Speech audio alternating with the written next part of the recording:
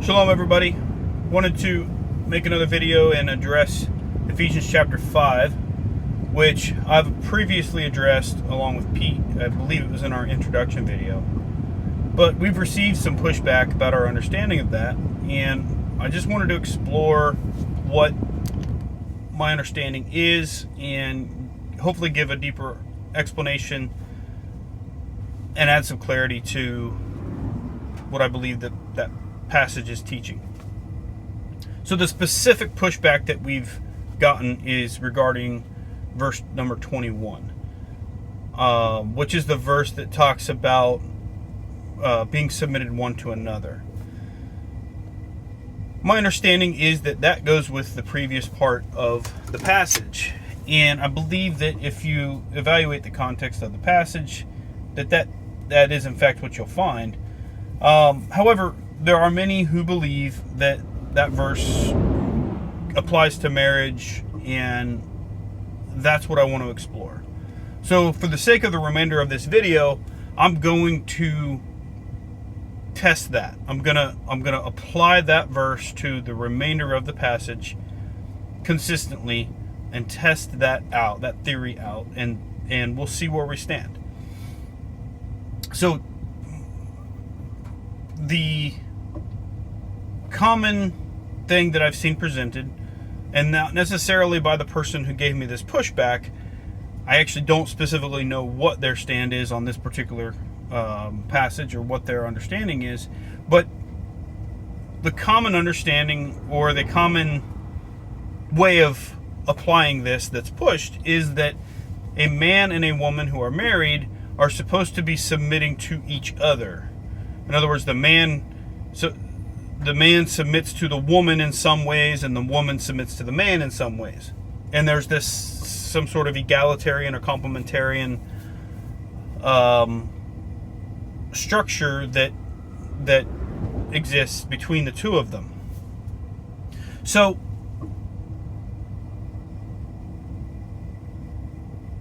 let's look at that. Let's look at that idea, and let's see what the implications of that would be. So the biggest thing about Ephesians chapter 5 to remember is the chapter and verse divisions are not inspired, right? So we got to continue reading past the last verse of chapter 5. So verse 33 of chapter 5, which, by the way, a woman being told to reverence her husband, it's hard to reverence someone who's your subordinate. But I digress. So chapter 6 starts with children, obey your parents. So if this mutual submission idea applies in submitting one to another, he starts with husbands and wives. He moves to children and parents. And then later on, verse number 5, slaves, be obedient to those who are your masters. So if we're going to say that there's mutual submission, then we're going to have to say that applies to the whole context of what he's talking about. That doesn't make sense. There's no context in which a parent submits to their child. There's no context in which a master submits to his slave or servant. It's just simply not there.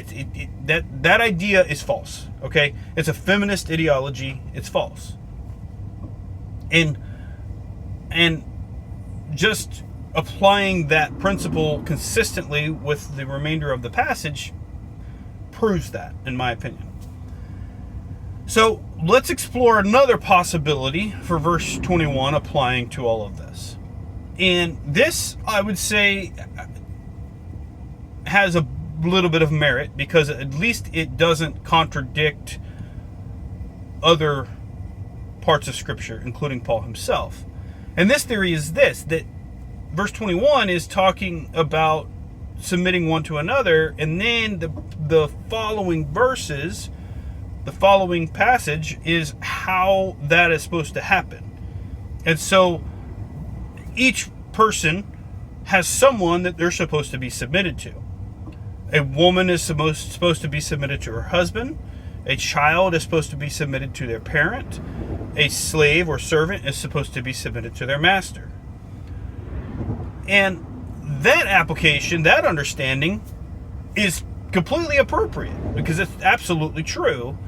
And in fact, in chapter 5, as was rightly pointed out by one of the people who was giving us pushback, there's more instruction given to how the husband is supposed to treat the wife than there is for how the wife is supposed to treat the husband.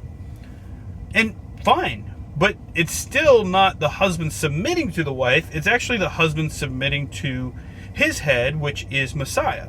He's submitting to Yeshua and therefore obeying the instructions that Yeshua gives on how to treat his wife.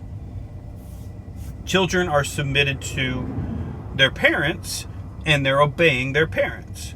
So again, the idea of mutual submission as it's commonly promoted is completely false, because verse 22, I don't see how verse 21 and verse 20, so if verse 21 is saying that you submit to one another, and then verse 22 immediately says, wives, be subject to your own husbands as to the Lord.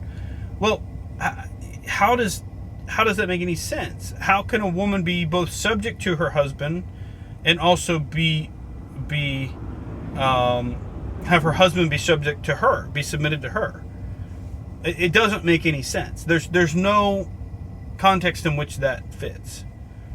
So I hope that clarifies my understanding.